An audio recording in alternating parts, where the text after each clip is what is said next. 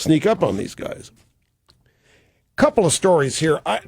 They're very interesting about Occupy Wall Street. One of them is out of Harvard from occupyharvard.com. It's actually an MIT.education website. And the headline, Harvard walks out of Econ 101. This is a classic story. November 2nd, 70 Harvard students walked out of class in the middle of their introductory Econ 101 lecture to show solidarity with Occupy Boston and to protest the conservative bias they felt was present in the course at Harvard. 2 weeks later, Rachel Sandelau-Ash, a Harvard freshman who organized the walkout with her classmate Gabriel Bayard, said that it sparked discussion both during class sections and outside the classroom. Yeah, it can be easy for college students to exist in a bubble, and I believe these actions have increased discussion and debate around some of the most important issues of our time, she said. The university has not punished the students who walked out. Now, the students protested two main causes: the alleged bias in their economics class and increasing tuition and student debt. The students have also accused their professor teaching the class, Nicholas Mankiw. How would you pronounce that? Mankiw, I guess. Nicholas Mankiw, who is a Harvard graduate, PhD 84, of showing a conservative bias.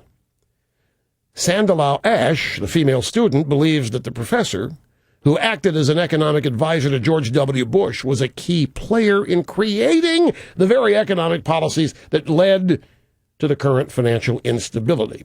So the students chose to walk out of Economics 10. It's not 101, it's Economics 10. Because of problems students raised with the class, namely a bias inherent in the class, which was identified in an open letter to the professor from the students who walked out.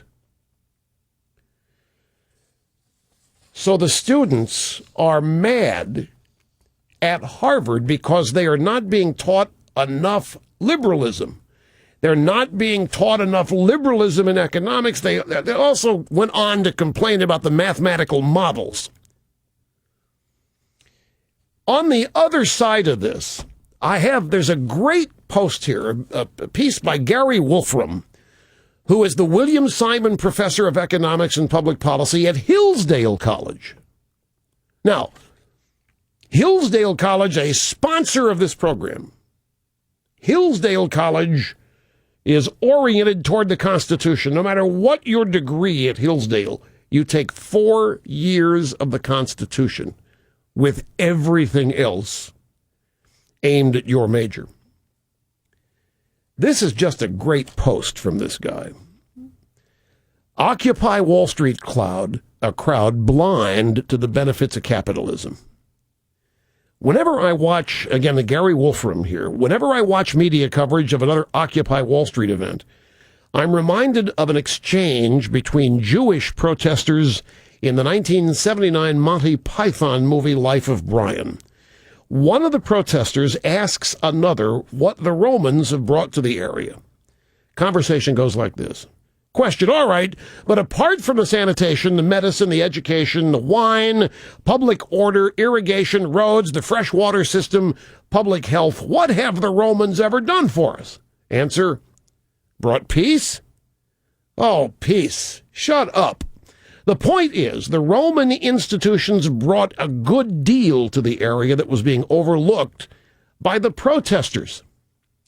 The Wall Street protesters, in their hatred of capitalism, overlook things, including the fact that over the last 100 years, capitalism has reduced poverty more and increased life expectancy more than in the 100,000 years prior. Now, I'm going to take a break. I'm going to come back. I'm going to finish this, because it's as educational and informative. It's one of the greatest little lessons in basic economics. And it's provided here by a Hillsdale College economics professor. And one of the fascinating things is to learn just how recent market capitalism is. as a player in civilization on the world stage.